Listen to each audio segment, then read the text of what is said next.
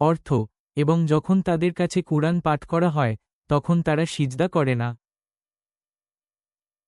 وإذا قرئ عليهم القرآن لا يسجدون। এক সারমর্ম, এই আয়াতে আল্লাহ তাআলা সেই সব অবাধ্য মানুষদের আচরণের সমালোচনা করেছেন। তাদের কাছে যখন কুরআনের আয়াত বা ঐশী বার্তা পাঠ করা হয় তখন তারা সেই বার্তার প্রতি চূড়ান্ত আনুগত্য প্রদর্শন করতে ব্যর্থ হয়। সিজদা শব্দটি কেবল কপালে ঠেকানো নয়, বরং বিনয়, আনুগত্য ও আত্মসমর্পণকে বোঝায়।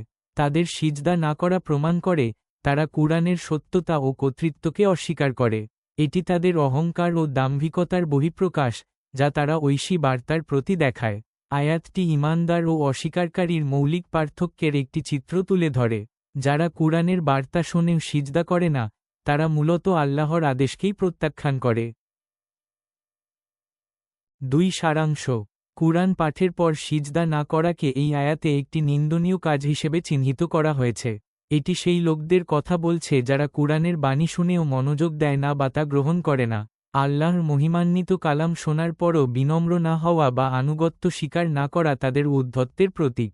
সিজদা হল সর্বোচ্চ পর্যায়ের নম্রতা ও দাসত্ব প্রকাশের মাধ্যম। কুরআন দাবি করে, যারা এর সত্যতা উপলব্ধি করবে তারা স্বতঃস্ফূর্তভাবে সিজদায় অবনত হবে। সিজদা না করে তারা মূলত আল্লাহর কিতাবের মর্যাদা ও প্রভাবকে অস্বীকার করে।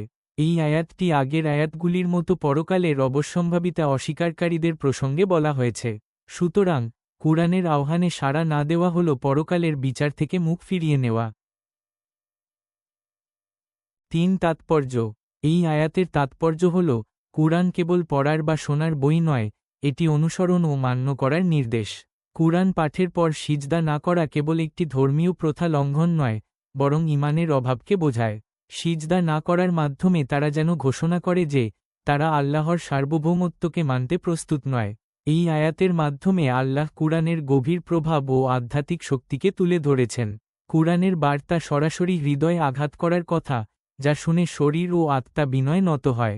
যারা বিনম্র হয় না, তাদের অন্তর কঠিন এবং সত্য গ্রহণে অক্ষম বলে প্রমাণিত হয়। এই আয়াত বিশ্বাসীদেরকে কুরআনের প্রতি গভীর সম্মান ও তাৎক্ষণিক আনুগত্যের গুরুত্ব শেখায়। মানুষের কাছে সর্বোত্তম বাণী পৌঁছানোর পরও তাদের অহংকার চূড়ান্ত শাস্তি লাভের কারণ হবে। ভিডিও চলাকালীন উপরে ছোট্ট আইকনে ক্লিক করুন বিস্তারিত জানতে। ৪ শিক্ষণীয়। কুরআনের প্রতি বিনয়। কুরআন পাঠ বা শোনার সময় পরম মনোযোগ ও বিনয়ী মনোভাব বজায় রাখা চূড়ান্ত আনুগত্যের প্রকাশ। আল্লাহর কালাম শোনার পর সাথে সাথেই আনুগত্য ও সম্মতির মাধ্যমে সাড়া দেওয়া। অহংকার বর্জন। সিজদা না করার মতো অহংকারী কাজ থেকে বিরত থাকা, যা আল্লাহর অসন্তুষ্টি ডেকে আনে। ঈমানের পরীক্ষা। কুরআন হল একটি পরীক্ষা।